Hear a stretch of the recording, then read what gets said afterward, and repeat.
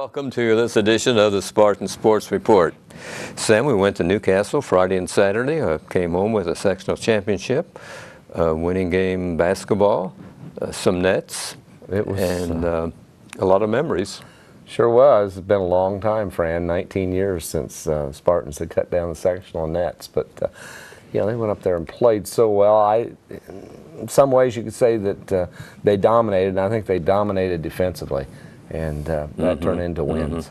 Well, Newcastle, I knew they scored an average 85 points in their two previous sectional games, and I knew before that they weren't going to score 85 points Saturday night. That's all there is to it.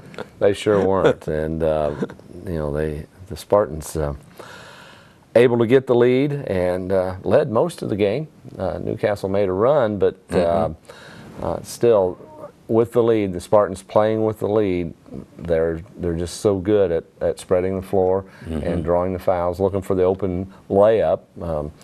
Coach talks about, and I can hear him say, layups and free throws. That's all he wants late in the game like that when they have the lead, and it's very effective for them because you know they shoot in the upper 70s as an average on free throws, and able to really control the ball. You know, turnovers this year, and especially late in the year, I think I had them for 7 turnovers total in the game on the championship game. And it was similar to that on Friday night. And a lot of those came early in the game, and I think the kids were nervous, and that's when you get turnovers like that. I was nervous. But, well, but they settled down. 50-40 was the Greenfield score on Friday night, the semi, and then the final, of course, was 63-55 as they took care of Newcastle.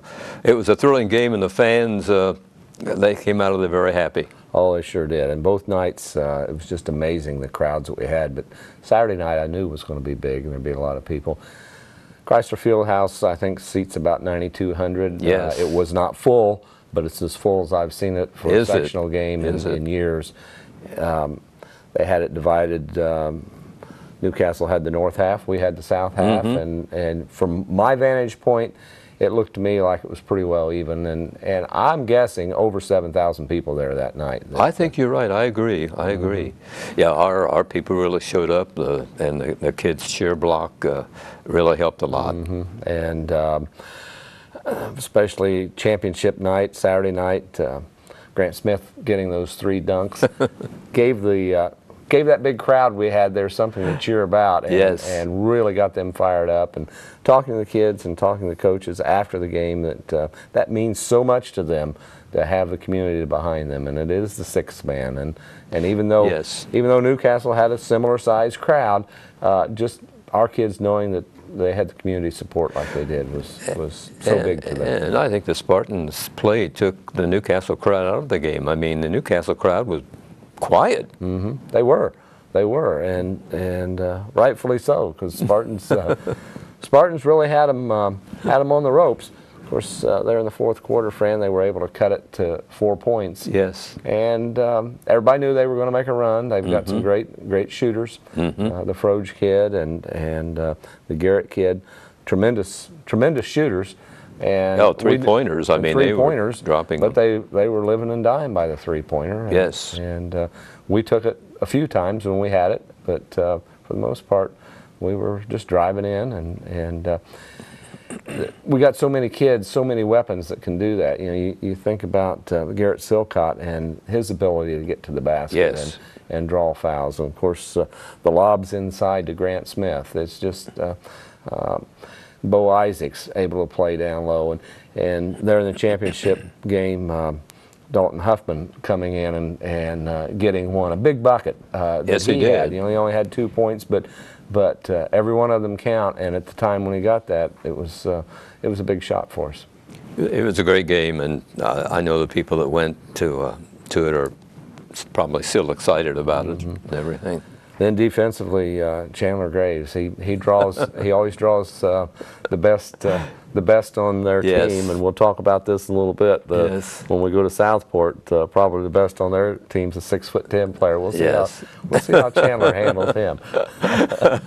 We have some footage from TV3's coverage of the tournament, so let's watch that right now. We can talk about it here. Sam, this is in the early going. And there's just what we talked about. Right. Silcott driving strong to the basket, drawing the foul. We were down at that time a little bit, but he brought us within a couple of points. But Spartans had a little bit of a slow beginning, but once they got going, why, it was, they're in control. And the way they can pass and work the ball, there's one of the alley-oops, right? Yeah.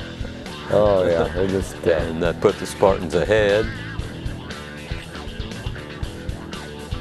And there he is again, taking it in, using the glass, Grant Smith. And he, I haven't seen, and sometimes the press people will have an alternate team, and I haven't seen that listed, but certainly Grant Smith and some of our other guys have to be on that alternate. Oh, I would think so, because they really dominated play, and it was just some of the exciting shots they made. The bench pretty excited.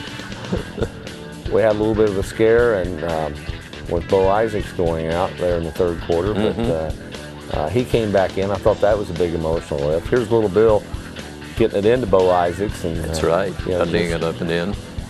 Yep. And then kicking There's it a back three out from for the Bo corner. again. Yeah, during the game, Sam, I pointed out, or Ron and I were talking about the three-point line. That's about 20 feet away from the basket, 19 feet 9 inches, I think. So when a guy's shooting a three, he's 20, 25 feet out. So there's another one right there, Tyler Billups.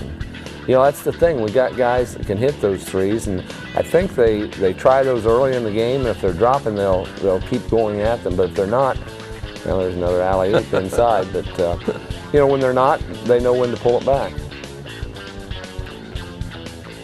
they're a smart team. They are. They've got a lot of basketball savvy. And right there was some basketball savvy. Well, we've seen that several times this season, and I know Ryan and I talked about when scouts watch us for the other team, don't they realize we do that all the time, that long inbound pass? And that's, you know, the other night after the game, Dave Pollard asked Tyler Billups about that. He says, "Is that something that you call?" And he says, "No, it's just kind of, we practice it and we know it, and when the time is right, we just do it." and he gets behind the defense, and they don't realize he's back there. Then the inbound pass comes to him, and he goes down for the layup. Celebration was on, and now cutting down the nets. Of course, they cut down the nets for their conference championship, but Right, yeah. first time in 19 years that those nets have come our way, and first time since class basketball. You know, we had Brent on last week, Brent Duncan, and he talked about, and it's true, that our sectional is like the teams that we would play regional and certainly semi-state in years past under one class. Yes. So, you can see why it's been 19 years. It's the teams that are in that. It used to be, it was an 8-team sectional, and we had Muncie Central and Anderson in that too. So you look at Muncie Central, Anderson, Yes. Richmond, Newcastle, Connorsville, Greenfield Central, Mount Vernon, Pendleton Heights, all quality teams. Now it's down to a 6-team sectional, but still the teams that are there are many of them from the old Rust Belt schools, but still quality teams with a lot of tradition. And the enrollment is all about the same. It is. And It is. 4As and everything, but it was quite a night. And the game, by the way, that one, the championship game, will be on TV3 this Thursday, Friday, and Saturday nights at 8 o'clock. And we'll run the semifinals, the Greenfield Central game that the Spartans won. We'll have that on Thursday and Friday at 3 in the afternoon and 6:30 in the evening. It's nice you and Ronnie were able to go to Chrysler Fieldhouse. Oh, and, it was and do those games and bring it back for those that weren't able to be Yes, there. it was a real thrill for us and a real pleasure, and we're happy that we were able to get things taken care of and do the ball games. First sectional that TV3's ever done, because right before the show, John and I were talking, and he said that TV3 didn't come into existence till '98. Yes. So yes. it was quite a thrill. Let's see, regional, our last regional was 89. 89, and there was a picture yesterday on Facebook of 3 of the guys on that 89 team. 2 of them brothers, and the other one their cousin, Chris Bottomley, Okay. Joe Smith, and Jerry Smith on that 89 team. And now Joe Smith's son, Grant Smith, is playing for How about that? playing for a regional championship Oh, next gee. weekend. So Wow. doesn't seem that long ago, but those guys won that one at Richmond. Yes. And man, what a lot of fun that was. Let's talk about Southport. This is a team that has won 20 ball games, I believe, and lost 7, I think, something like that. You know their record? I think Well, you know, I don't off the top of my head, but it's Yeah. it's pretty close. I know they have at least 20 wins, and they play a tough schedule. Yeah, they do. Ranked number 9 Yeah. in 4A Yeah. in the state, but you know, we play a tough schedule too, Fran, and I think our guys are ready. We have one, I looked it up, we have one common opponent. We both played Warren Central. Southport defeated them during the regular season, and the Spartans, Southport defeated them 58-53, and they were one of the teams that defeated the Spartans in the holiday tourney. We lost by a 54-39 score to Warren Central. So that's the only common opponent that I could come up with. Southport's 20-6 is what they are. 62.2 is their offensive average. Connersville's is 52.2. So a 10-point difference in scoring, but we're not a high-scoring ball club. And we've seen that all season long. That's right. We're always been able to hold the opponents well under their scoring average Yeah. most of the year. A couple of times we didn't, but you know, we certainly did it again during the sectional against Greenfield Central and against Newcastle. Yeah. Southport's defensive average 54.7, and the Spartans is 42.8. So they give us 54 points, we might win. We might. And I think we can. You know, the other 2 teams in that are vying for a right to advance are North Central of Indianapolis and Terre Haute South. So, you know, the further along you go, the bigger the names become. Right. North Central has the best record, 22-3 of any of the teams, and they're a good team. They got 74.4 is their offensive average. Defensive average, they give up an average of 56 points a game.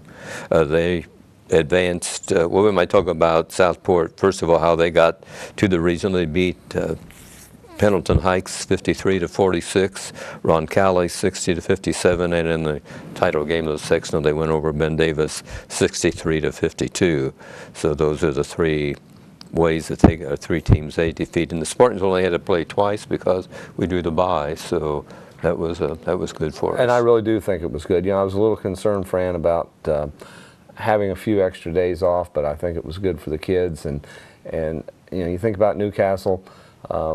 The team that we beat, that they had to play 2 tough games against 2 good opponents, both Tuesday night and on Friday night. It was their third game in a week, and whether that had an effect on them or not, I don't know. But I think the Connersville getting the extra rest didn't hurt anything. I think so. Yeah. They took out Mount Vernon on Tuesday night, and then Mount Vernon on Friday night, and Pendleton on Pendleton on Tuesday. Right. And beat them both soundly.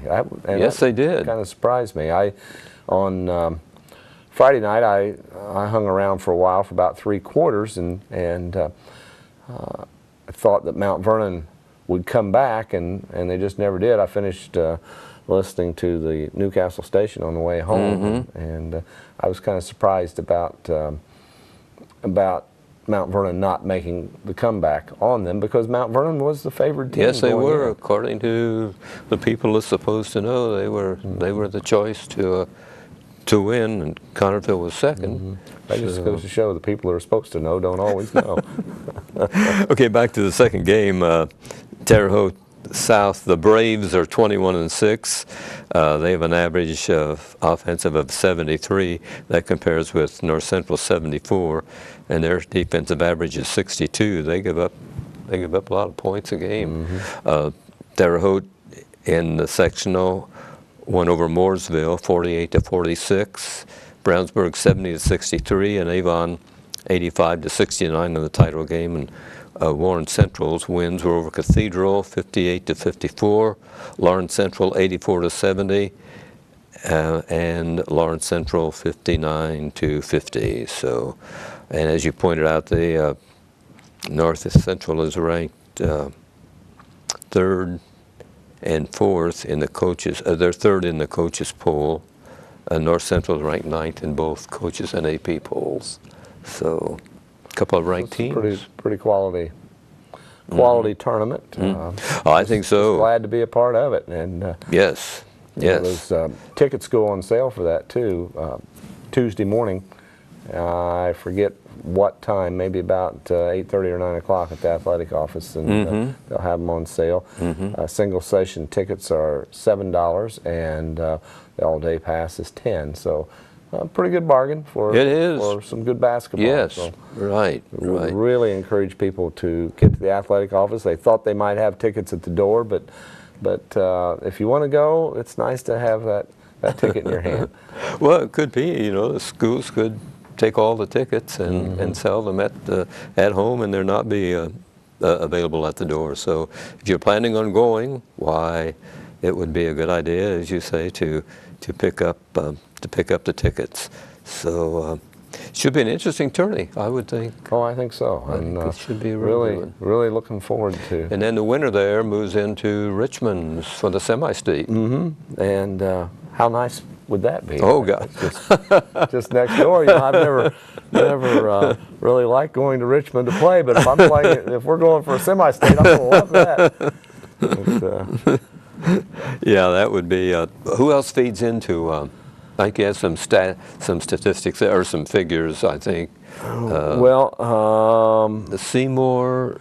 It's the Seymour Regional. Okay. And those teams playing at Seymour, and these are some good teams too. New Albany opens up at 10 o'clock against Bloomington South, and then at the 12 o'clock noon game, it's Franklin Central against Evansville Wrights. So some pretty good teams there. I don't have their records, but I know New Albany, I think, has been ranked in the top 10 all year. I believe they are. Yes. So yes. A little bit of a trip for them. But we'll see what happens. Now they say, and they can rotate this too, it may not necessarily be at Richmond, it may be at Seymour this semi-state. Oh, okay. And I don't know what determines that, and it may be determined by the proximity of the teams coming into it. But I know Richmond has hosted semi-state on more than one occasion. Yes. And semi-state is different than it used to be. It's a one-game affair.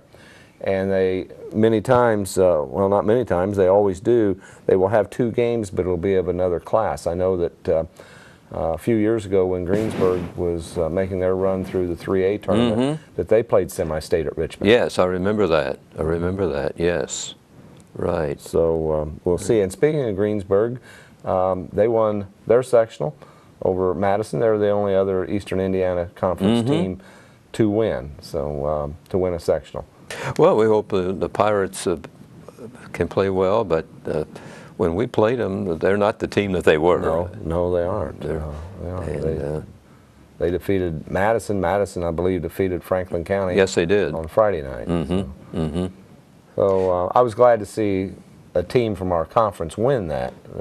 Yes. No matter who it would have been, Madison was the only non-conference team in that sectional. But, okay, really? I didn't realize that. That Rushville, South Dearborn, Lawrenceburg, Franklin County, Greensburg, Batesville, all in that. How about that? How about that? We're the only area team that's still alive. Union County's gone. As you said, Franklin County, Rushville's out, Richmond's out, Centerville, Cambridge City. They all lost in sectional play. So we're hoping that all those fans of those schools get behind the Spartans. Well, we hope so. I wouldn't hold my breath, but we hope so. But yeah, it's good to represent East Central or Southeast Indiana, however you want to look at it. I don't think we mentioned the game for the Spartans will be at noon Saturday. Noon Saturday, and for those that can't go, Dave Pollard and I will be on the air at about 11:45 on KMX 106.9. So, love to see you there. But be sure and if you can't be there, tune in. And, right, hear all the action. We need to figure out how to get you and Ronnie there. Well, you never know. Miracles do happen. Yeah, so. they do. Got you to Newcastle. That's right, for the first time. Mm-hmm. So even though you had to set clear at the top. Hey, I'll tell you, I was telling you before the game, those people look like they're 3 feet tall down there from where we were at. And then toward the end, people were standing up in front of me, and I had trouble seeing, so I had to watch the monitor. But it was well worth the little inconveniences that we had. It was well worth it, and we're happy to be bringing the games to Connersville's fans again on Thursday and Friday. The first ball game with Greenfield Central will be at 3 and 6:30, and then the title game Thursday, Friday, and Saturday nights at 8 o'clock with Newcastle. So if they're not listening to you guys on the radio Saturday night or at the game, why? TV3 will have some high school fun to watch. Some high school basketball. I enjoy watching them, and Kathy, my wife, says, "You were at that game." Well, I enjoy watching it again, and I like to hear my friends Ronnie and Fran. Well, we have a lot of fun, and you and Dave do a heck of a job on radio, and I know the people really appreciate that. Well, thank you. It's a labor of love, and as it is with you. Yes. And, yes. Yes. It's just a lot of fun, and it's not a job. No. No.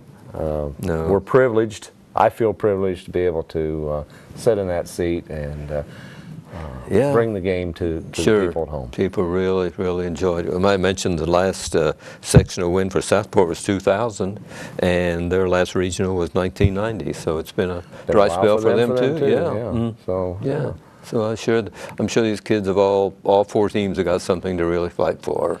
Yes, they do. Yes, they do. And we complain, and I've complained over the years about class basketball, but it's still basketball. It's all these kids have ever known. Mm-hmm. We talked about the last time that Connersville won a sectional. These kids weren't even born yet. Right, Ron and I talked about that too. They said that these kids just weren't around yet when this started, or when we won last. So it's a whole new experience. We had got some other things going at CHS. They're kind of warming up on spring things here. Kylie Elliman, we want to congratulate her and wish her the best of luck. She came out of the Columbus Gymnastics team regional as 6th place in the uneven bars and 3rd place in the floor exercise, and those finishes make her eligible for the state gymnastics meet this Saturday at Ball State. So I hope Kelly can Kylie, do she's a very nice young lady. Know her grandparents very well, and we wish her the best. Just, absolutely. To represent our community, and we've talked about over the years that gymnastics, we kind of, Joanne's built a dynasty here. Yes, she has. And, we've had. And so this is just a continuation of that Kylie going to Worthen Arena and at Ball State. So right, the girls. If you can't go. And if you don't care to go watch the boys basketball, that might be a nice trip up there to Muncie, not that far away, and watch some great gymnastics. Right. The track and field team, they're beginning things with a couple of indoor invitationals. They were at East Central Saturday. This week they'll be at Anderson University, I think, to meet Jay County and one of the other teams. And we did pretty well at East Central in their indoor invitational. They're indoor until the weather warms up. Mason Sullenberger, he's the young man that does the flip in the guy-girl dance at the end. He's a diver for the swim team.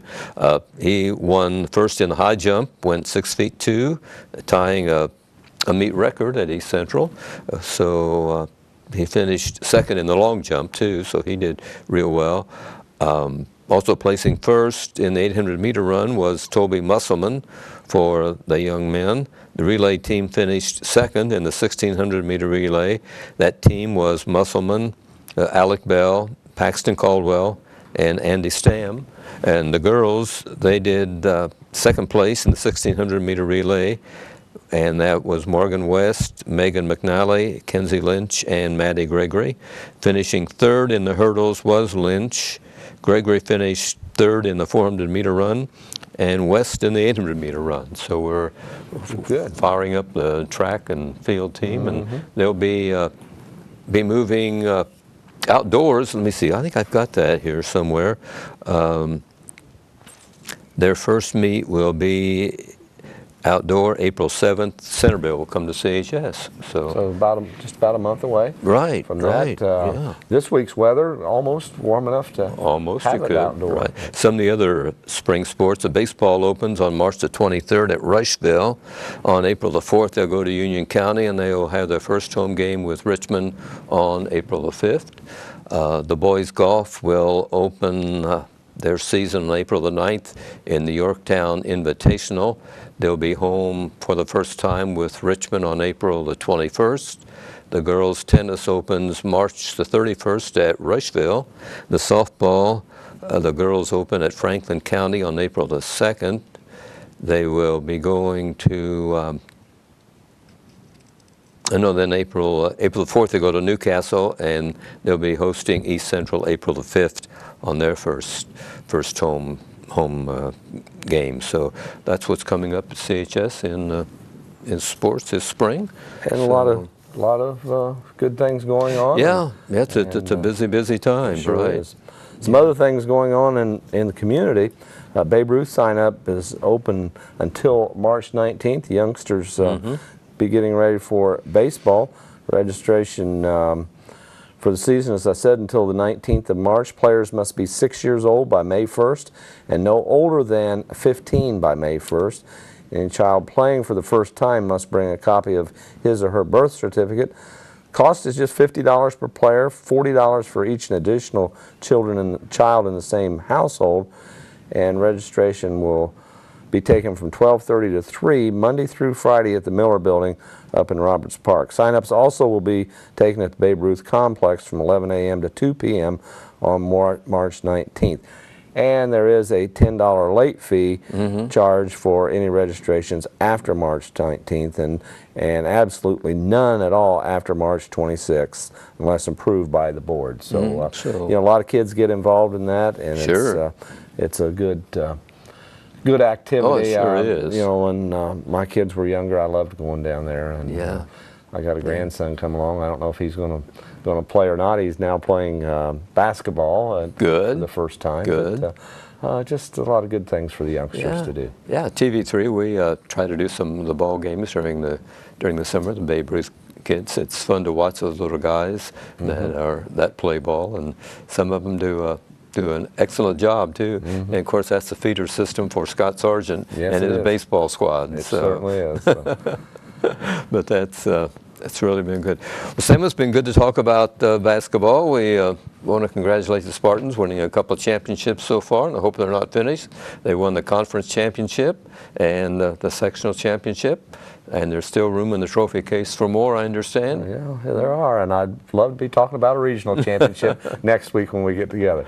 It should be an exciting tourney this Saturday at Southport, and the Spartans will be battling in the second ball game, and North Central from Indianapolis and Terre Haute South will be in the opening game. Should be, as you say, 4 quality teams, 2 quality games coming up there, and then at night, I think it's 7 o'clock is that tip-off for the night game? You know, they staggered the times, yeah, I think. they do stagger the time. It is at 8 p.m. Oh, 8, okay, I wasn't No, sure. I'm sorry. I'm looking, that's at Seymour. Their championship's at 8 p.m. Ours is at Southport at 7, which usually they make it a little bit later to give the teams a little more rest. Yeah, those second teams, the winner from that second game, it can be after 2 o'clock before. Yes, they're done. oh, absolutely, yeah. And turn around and play again in 5 hours. Yeah, and it takes a team with. Some teams are built for 2 games, and some aren't. Sure. Thanks everybody for watching Spartan Sports here on TV3. Be back with another edition next week.